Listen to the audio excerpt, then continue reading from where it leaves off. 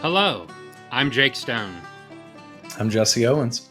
and we welcome you to another episode of Generally Particular, a production of the London Lyceum. Generally Particular is a show dedicated to discussing and reflecting on the whole Baptist story. We are a show by Baptists, about Baptists, and for Baptists, as well as Anglicans, Methodists, Presbyterians, Lutherans, and those who call themselves non-denominational. I'm a Calvinist Baptist. Jesse is an Arminian Baptist. In the 17th and 18th centuries, we would have been known as a general Baptist and a particular Baptist. So we brought those together in what we think is a fun way to form generally particular.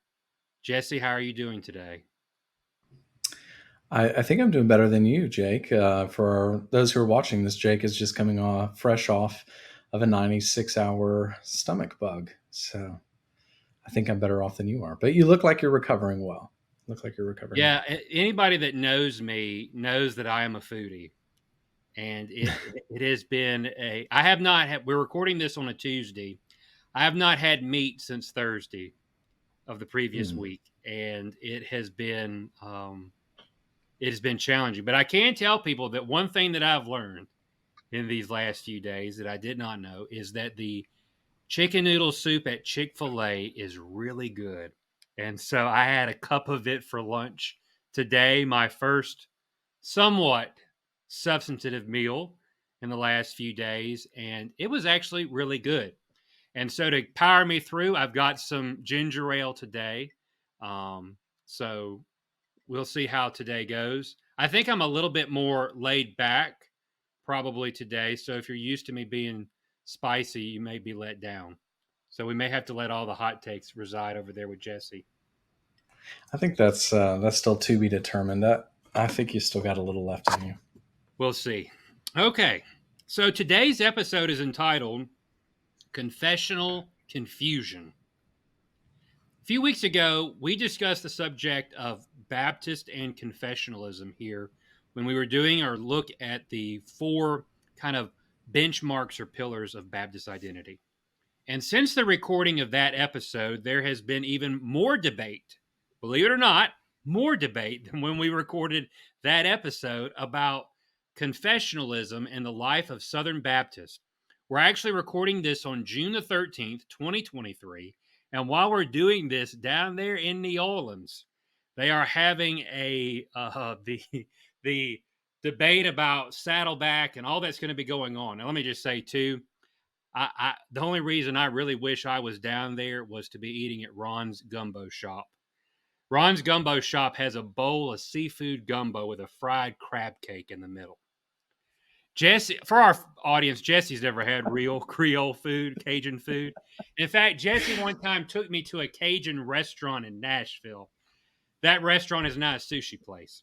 So, It in it SBC did it Life, did do it did yeah, close. It yeah. closed. When we walked in, I knew it was going to be rough. All right, so in the whole just debate that's been going on in SBC Life, there's been a lot of charges that have been leveled that Baptists have never used confessional statements in any kind of authoritative way. In fact, Baptists they've united around a common mission, not a common confession. Folks, by the way, those all sound like great little bumper sticker lines, but beware the cliche lines. Most of the time, they're false, like that is. Baptists use confessions, but they don't use creeds. And on we can go. Others listened to our episode and wanted us to kind of maybe talk about kind of elaborate on some of the things we touched on. For example, how should associations enforce accountability when it comes to confessions of faith?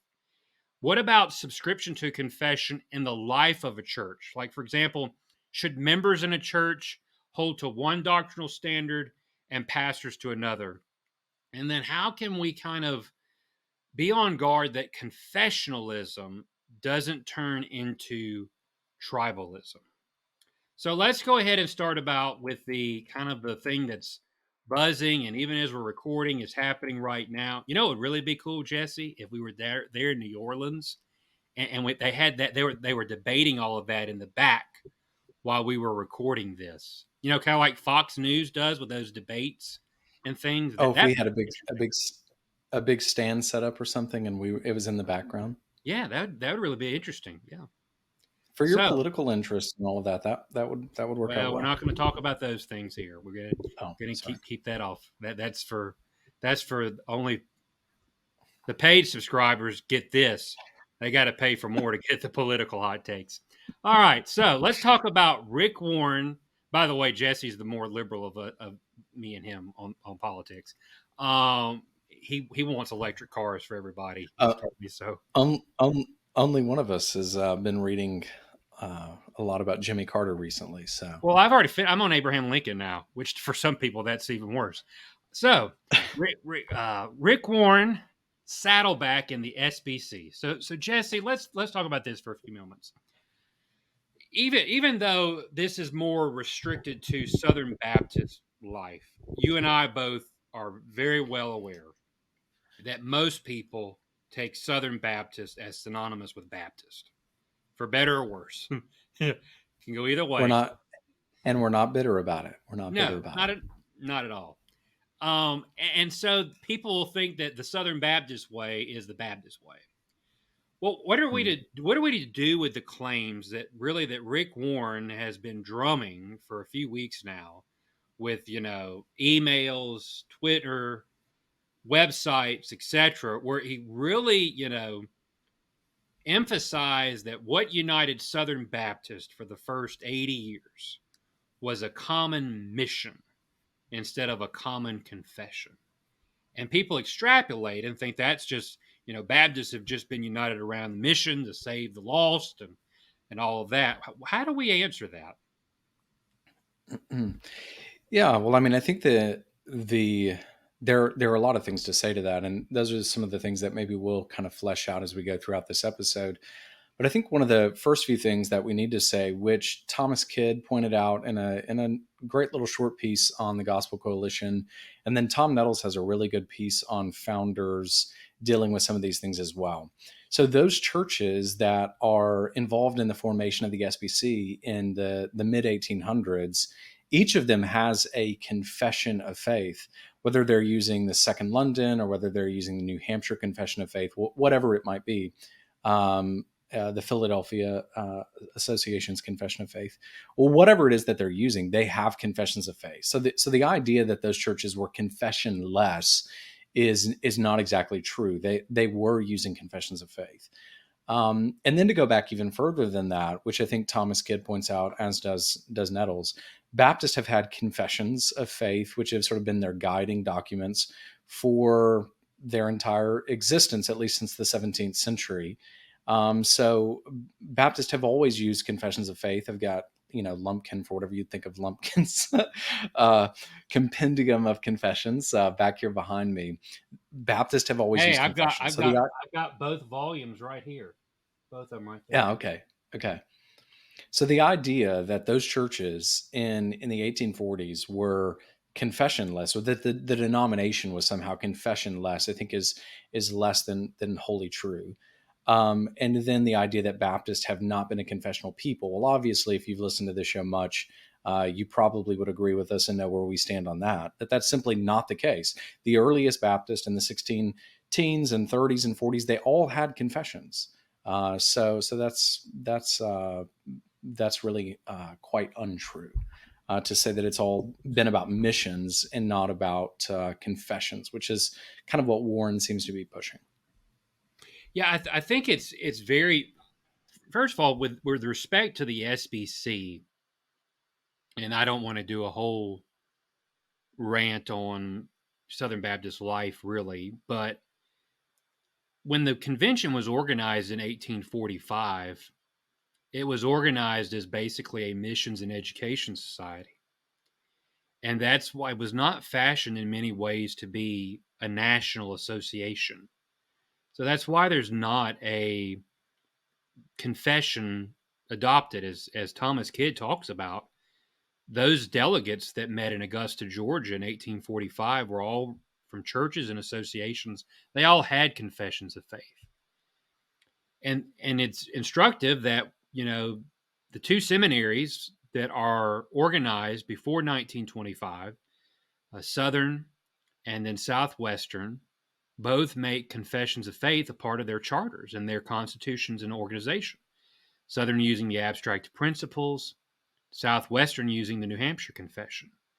And as the SBC adopts the cooperative program and creates the executive committee in the late 19 teens and really becomes a quasi denomination. I know there's, we can go debates about, well, it only exists for 2 days. All that to the side, it functions now as a quasi denomination. In the early days, it did not. But it's ludicrous to make the charge that somehow they were all willy nilly on doctrine. And I think even furthermore, with all due respect to Rick Warren and those who would parrot his arguments, as we've said on this program already, all they're doing is sounding like Campbellites. They're not sounding like Baptists. In fact, that's one of the biggest issues that Baptists have with Alexander Campbell and the Church of Christ and that whole movement was how anti-creedal they were. And Baptist associations wrote circular letters and made responses, against what Campbell and his crowd were articulating and reaffirming their commitment to a creedal confessional, doctrine. And I think it's it goes back to, it's not so much that people have an issue with confessions, it's what they say and having to abide by them. And if somebody has made a shift on an issue that is found in the confession, then you should not expect everyone to either A, change to your view, or B, just forget about the confessional standard. The thing you should do is withdraw. That's the whole voluntary system of Baptist life means that you can join an association, or you can depart, or you can be removed if you're not going to follow the confessional doctrinal boundaries. Yeah, that's the thing, is it's voluntary association. So, we talked about this in a previous episode, but you are free to believe and to teach what you want. But if your beliefs and your doctrine are not in accordance with the church's confession or the denomination's confession or the association's confession, then you can go elsewhere. But you're not free to just believe and teach and say whatever you want. Excuse me. I think Nettles addressed this well. In his piece for Founders, he says, when a Christian finds that his mind disagrees with a clearly stated confessional article and his conscience forbids operating in accord with it, the world is open to him. That person so constrained in mind and conscience may look for another place to minister, more satisfying to his calling. Certainly, it is not fitting to seek to convince others that their confessional concerns are trivial, unworthy of fidelity, or easily compromised for the sake of a more inclusive body. So Nettles is dealing with the Rick Warren issue, and essentially he's saying Rick Warren is free to believe what he wants, and he's free for his church to believe whatever they want. But the right response is to go elsewhere. The world is open to him, right? You don't have to be a member of the SBC. Your church doesn't have to associate with the SBC. The goal should not be to trivialize the beliefs of the confession or of other churches in the denomination or in the association, or to encourage them to compromise those, but to go elsewhere. Again, it's voluntary association. There's no requirement that you stick around, but you do have to adhere to what the confession says. Now, this is one of the things that you and I have talked about, Jake, between the two of us. Now, I think Rick Warren could appeal to or point out inconsistencies in adherence on other principles or other doctrines found in the confession. I think he could say, well, in the confessional statement, it also says this, this, and this, but people aren't in adherence to those things. I think he could point that out, those inconsistencies. But the idea that, hey, it's really just about a mission and not a confession, and we shouldn't be enforcing these things, he's free to go elsewhere. But I don't know that is the noble thing to do, is to sort of trivialize the confession. Yeah, and I want to tread carefully in what I say. So please do. So I am not going to say that the Baptist Faith and Message 2000 is in my top 5 favorite Baptist confessions of faith of all time. But, and I really feel like that for the most part, it's been very interesting. I've always thought that the BFM 2000 is pretty, in ways, generic or vanilla, and that pretty much it's a stretch to really not be able to affirm what it says. Okay, and but this all has made it very clear that evidently there's a lot of people who think that there's, changes that should be made to the confession, and that's my point. Have a confession. There's a lot of people in SBC life who will point to the BFM statements on communion, which very much embrace a close communion position. And I think that I would guess that a majority of Southern Baptist churches practice open. Then revise that. Then change the confessional statement to reflect what a majority of the churches believe. But I think it's instructive that the BFM 2000, its preamble, includes this statement: Baptist churches, associations, and general bodies have adopted confessions of faith as a witness to the world and as instruments of doctrinal accountability. We are not embarrassed to state before the world that these are that these are doctrines we hold precious and as essential to the Baptist tradition of faith and practice. And so if the notion that somehow you can never disfellowship because somebody's outside of the confessional boundaries and that's unbaptistic is just totally differs with the historical record. And I think even, the preamble to 2000, which that committee that sat on that's very, very diverse theologically, but that's in with keeping with Baptist practice. Yeah, and I think you're right to say, and that's probably something we should clarify. We are not saying that confessions can't be revised. So Yeah. that would be consistent with a Baptist understanding of confessionalism. Is that if we become convinced as a body that Scripture teaches something other than what we have in our confession, with a very notion of continuing to reform in accordance with the teachings of Scripture, then we would change the confession, right? We would alter the confession. So we're not saying that. It's not as if these things are set in stone forever, and they can't be changed. They can be changed. So don't hear us as saying that.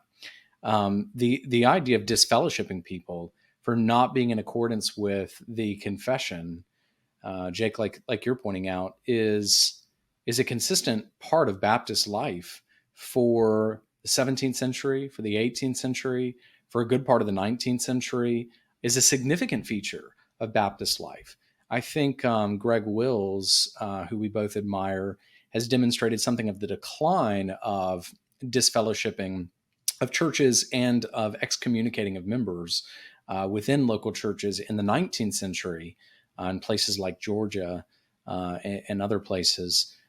So we have seen a decline in those sorts of things, but it's not as if churches haven't been disfellowshipped or individual members haven't been excommunicated for not living or believing in accordance with the confession. That has been a common feature of Baptist practice for the last few centuries. Yeah, even being a part of a church that subscribes to the Second London, and I would say I think that's the best Baptist confession of faith. I mean, even Dr. Nettles has written a few articles about things that he would like to see like added as a revision to the confession, with some things that have happened over time. Now, I think that's better done by a association of churches rather than me just, sitting alone and coming up with that. But yeah, we don't believe that confessions of faith are in any way inerrant at all. I remember I remember somebody who told me that the 1689 was inerrant. This is when my first kind of was moving in there, those circles, and I was, befuddled. And of course, that guy's a Presbyterian now. But anyway, that's I could already see where we were going off the tracks with those kind of statements. We don't believe that confessions are inerrant, but it does lead us to kind of thinking about big picture here historically. How do Baptists in an associational context, how do we have accountability? How does that not turn into, that's one of the big challenges. And I mean, we could do a whole episode on, the structure of the SBC. And I think that's one of the biggest challenges that I agree is there's really no way possible when you're that large that you're going to be able to have real good doctrinal confessional accountability. You can't appoint some committee that's going to be able to go through 40, however many churches it is, 47,000, and see as everybody, dotting the I's and crossing the T's. And which I think that's part of why this only really works locally and regionally in many ways. I just think that it's when you get to a certain size, you just can't do this. And so you don't want it to become a theological witch hunt.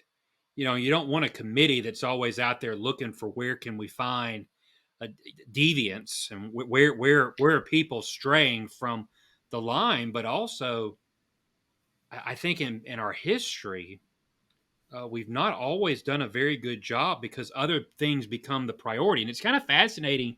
I'm reading this very interesting book, In the Name of God by O.S. Hawkins, on J. Frank Norris and George W. Truett. And they're kind of their clash. You've always kind of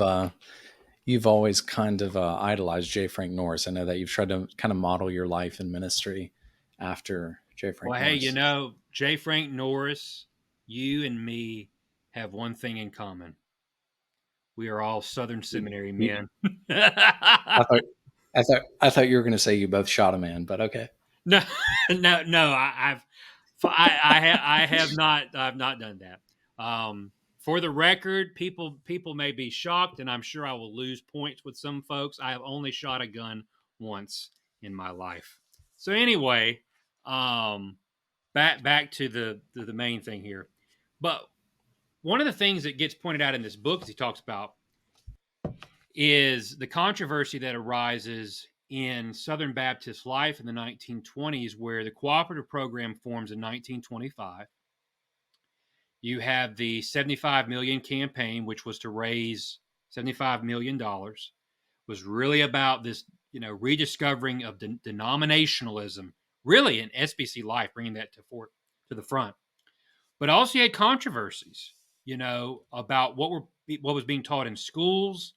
You had Poteet down there in North Carolina, and some of the things that he was saying that was just, straight out liberalism.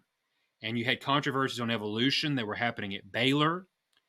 And Norris, was calling out what was happening at Baylor, and he had opposition from Truett and then L.R. Scarborough, who was the second president of Southwestern. And I want you to listen to this statement. Now he's summarizing what Dr. Nettles writes in By His Grace and for His Glory. But Scarborough and Truett did not join Norris in going after blatant, false teaching at Baylor. And because Scarborough said we've got to raise these funds for the denomination. And Hawkins says this attitude marked a subtle transition in SBC thought. Southern Baptist historian Thomas Nettles pinpoints this saga as a turning point, blaming Scarborough for diverting the SBC from its deep theological roots by substituting denominational loyalty and fiscal unity as its primary means of cooperation. And I think about when I took Baptist history with Dr. Nettles, and he talks about in 1925, the Baptist Faith and Message is adopted for the first time, and the cooperative program is organized. He said, which one of those two things becomes the identity marker of the SBC? And it's the CP. And for Norris, he was just remembering what another great Southern Baptist at that period, J.B. Gambrell, said denominational loyalty goes directly to matters doctrinally. And what happens too often has been the case, and really beginning in the 20s, really until you get to the end of the 50s, that SBC life, doctrine, and theology kind of was devalued. And it all became about that denominational unity through programs, money, and funds. And you end up paying a price for that. Well, that's one of the things that Warren has really emphasized is that the denomination is about getting together for missions and not for a confession. And so this happens not only in denominations or in associations, but in local churches too, where it's like, hey, we want to be missional, or we want to be the church that reaches people who are far from God, or we want to be the church who reaches people who would never step foot in a normal church. And if we're not careful, that sort of ambiguous notion of being missional really permits you to do almost anything in order to get people into the door, because we're not clear about what we believe or what we're after. It's we want to be missional. And I think that's one of the dangers. That's actually one of the things that Thomas Kidd points out. He says, it's hard to know what these confessions were used for, if not to identify a common set of belief and practices for denominational unity and boundaries. There's no clear mission if you don't have a clear set of beliefs. And Nettle says something quite similar to this in his piece, in that confessions set forth what we believe the gospel actually is. Confession set forth what we believe the nature of the church is. So, what is the gospel message that we're proclaiming? How is it that people who are converted through the work of the Spirit in repentance and faith are brought into the church? What is the nature of the church? Who are to be the teaching officers of the church? What are the qualifications for the teaching office? So the idea that you can be missional without being confessional just sort of turns things on its head.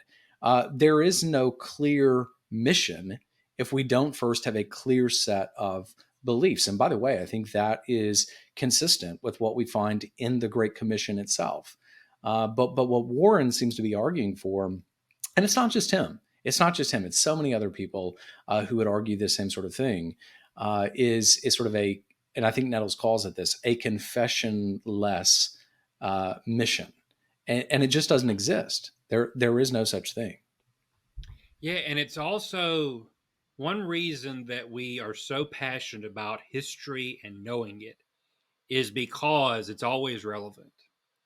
And all of these discussions we're having and what's been going on, it's in some ways very eerie that we're like at the 100th anniversary mark of some of the same things that were happening in debates among Northern Baptists at the beginning of the 20th century.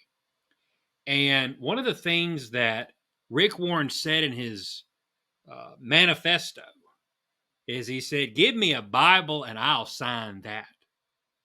Well, 100 years ago among Northern Baptists, because the preeminent theologian of their denomination, A.H. Strong, famously went out to the mission field and was horrified by the theology that he was seeing among missionaries that they had commissioned, and came back and shared these things. And there were real people among Northern Baptists who were concerned about the drift they were seeing, and somebody like Fosdick and all of that in their denominational life. And so they wanted to adopt the New Hampshire Baptist Confession of Faith as the standard.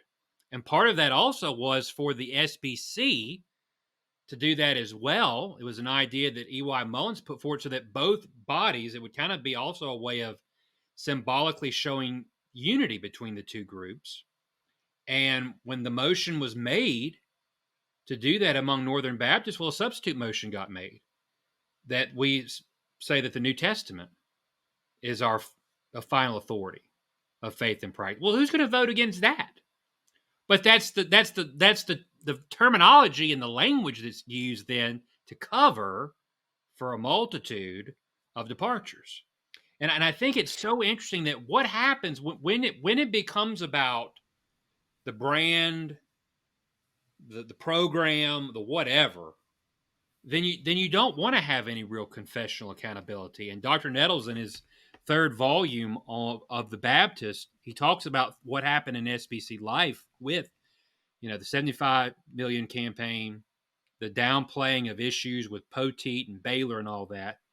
And he said, and this emphasis on fundraising and denominationalism and all that, he said, this crisis of criticism threatening a fissure in the heroic effort for cooperation fostered two changes in Southern Baptist conceptions of unified church life. First, a shift in the concept of pastoral and church efficiency was solidified. In many ways, that's where you start seeing the pastor becomes the CEO, the deacons become the board, and the church is a corporation, it's a business. Second, the way of handling doctrinal difficulties became an art of public relations. So it was no more about dealing with the issues. It was about presenting it in a way that everyone could accept it. And, well, we can see how that played out. Yeah. Well, and I would like to add to this. I think people do these things sometimes not for nefarious reasons. So there is a sense in which some people who are uh, maybe not anti-confessional, but would be comfortable with saying, well, let's have no creed but the Bible, or let's make the Bible our standard, are simply being sort of naive. Like, I think that that's a real thing.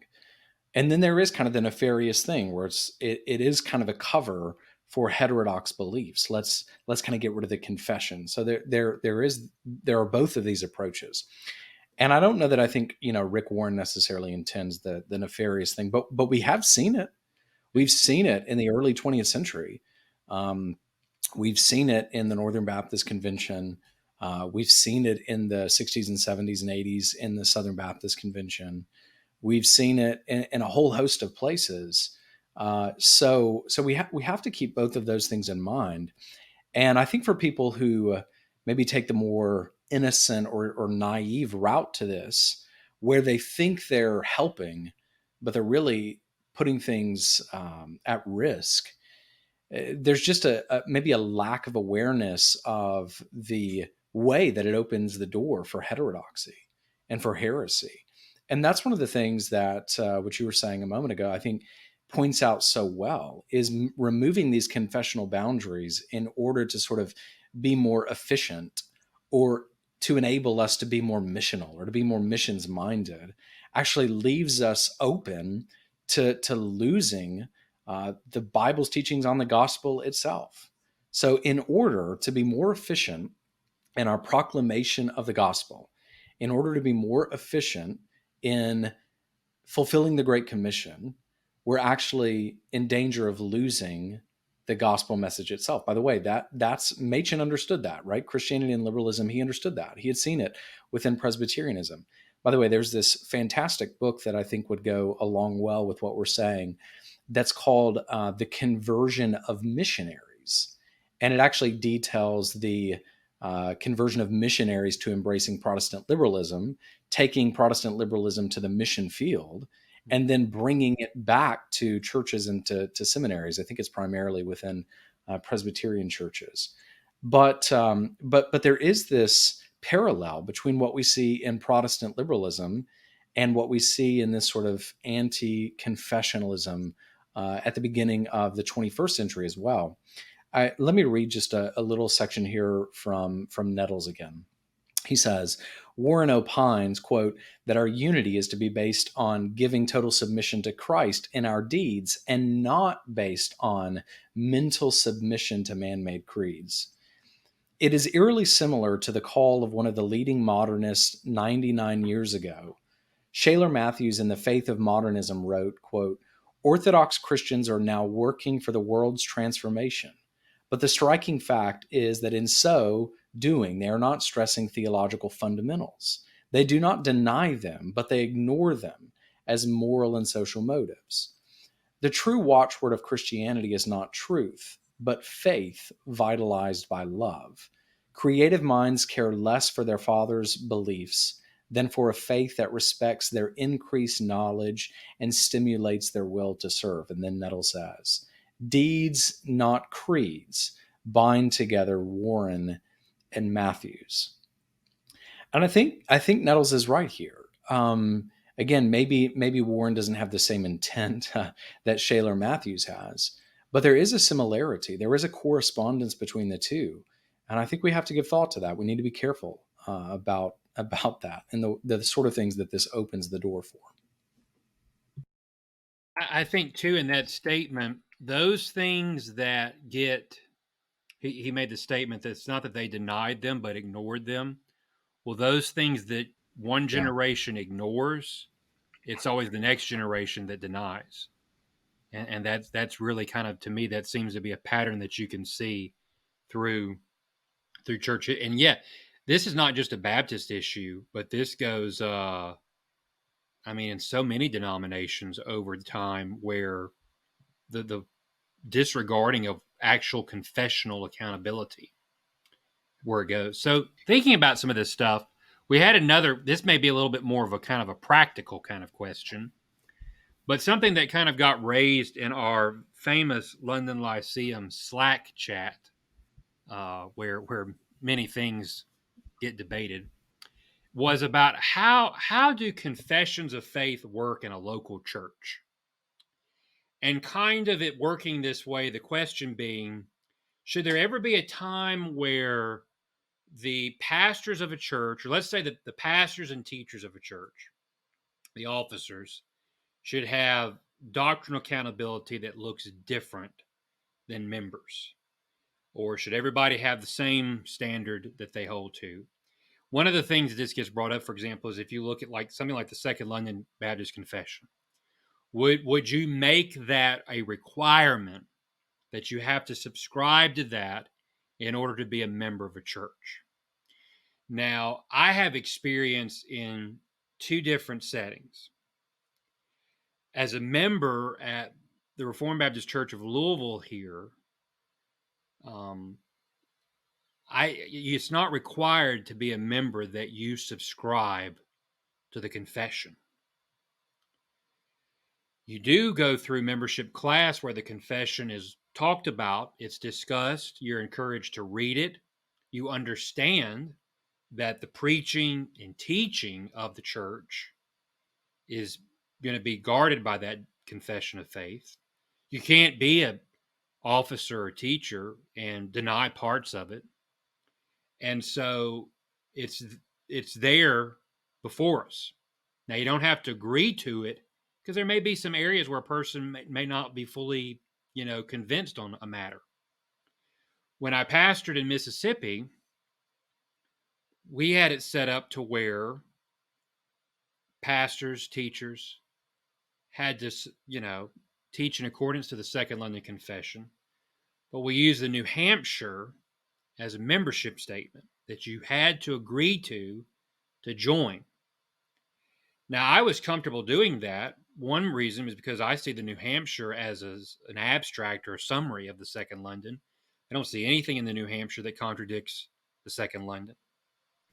I thought the New Hampshire was when the Calvinists started getting kind of soft on their doctrine. I thought that's what the New Hampshire Well, that's what was. William Lumpkin says, but I beg to differ. Oh, see, we can't just follow Lumpkin. Okay. No, All right. we Thank can't, you. especially his editorial notes, because if you read that, he will say the New Hampshire Confession is a departure from the rigid Calvinism of the Philadelphia Confession. So, again, audience, He when meant you hear the term rigid, red think John flags. Gill.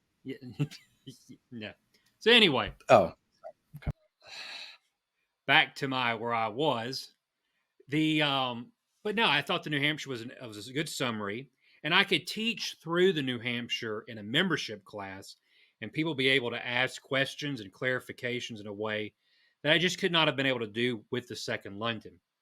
I don't see now. There's some people who think there's a contradiction. I don't see it as a contradiction of having two different confessional standards.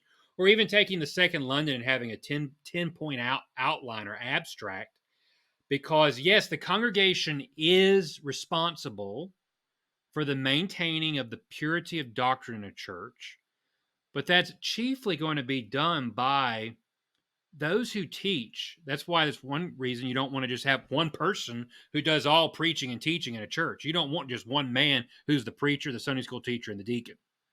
All right. You don't want that. And so I think it's fine having using two different documents in that way. What do you think, Jesse? Well, I do think as we think about confessionalism and we think about things like subscription and accountability, I do think most of that comes primarily in connection with the teaching office of the church. And I tend to see all teaching within the life of the local church as being an extension of that teaching office.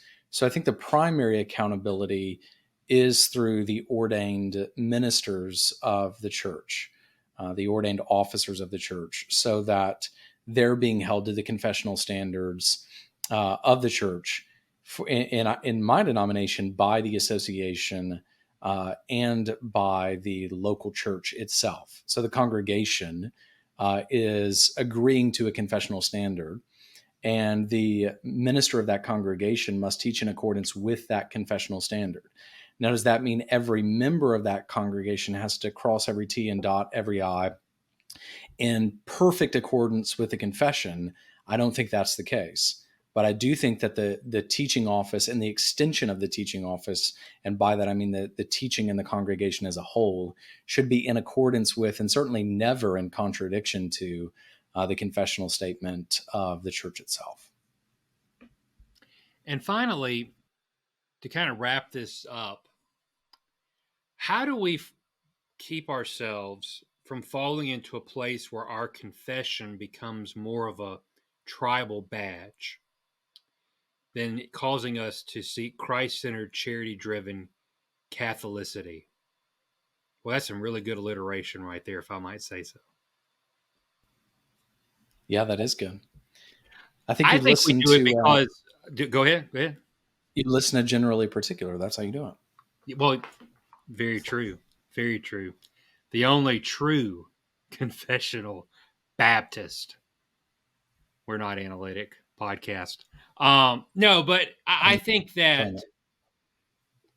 really understanding that the best Baptist confessions of faith, both in the particular and general Baptist traditions, I don't think any of those men saw themselves as being novel.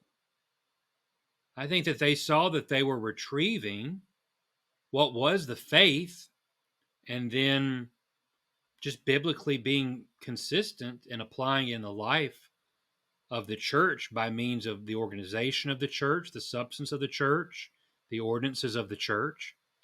I think really understanding that a confession is not supposed to be a means of puffing us up.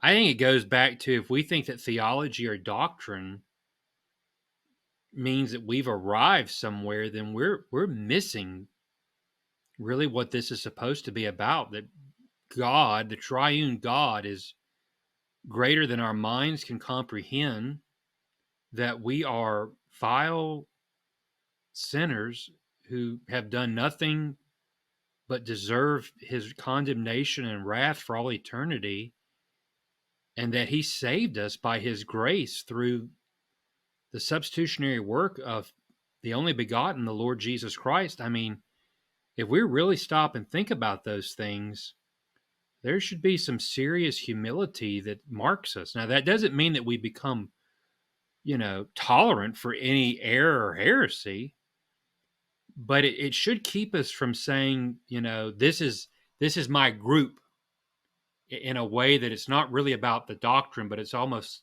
something more sociological.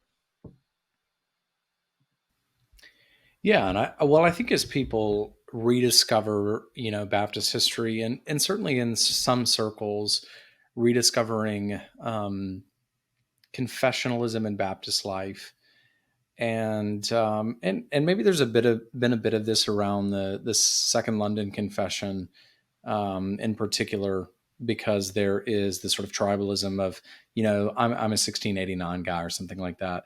It doesn't have to be like that. What we're saying in our confessions of faith is this is what we think the Bible teaches. And so it's not as if something like you were saying should be attributed to us. Furthermore, it's not like anyone who affirms the Second London Confession or an Orthodox Creed or whatever our confession of faith might be. It's not like any of us came up with those. So I'm not sure where the pride would come for that. But it's just an affirmation of what we think. This is what we think Scripture teaches. And we're gathering around this statement of faith. And this is what we're committed to teaching and to believing and to proclaiming. So yeah, it's just a statement of what we think the Bible teaches. It is our giving. A confession is really nothing more than our giving of the sense of the Bible. So we're not satisfied with just saying the Bible and the Bible alone is our confession.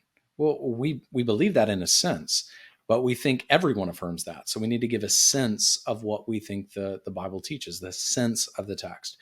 And a confession is nothing more than our setting forth in writing our sense, our understanding of the sense of the text. So sure, it's nothing to be prideful or tribal about.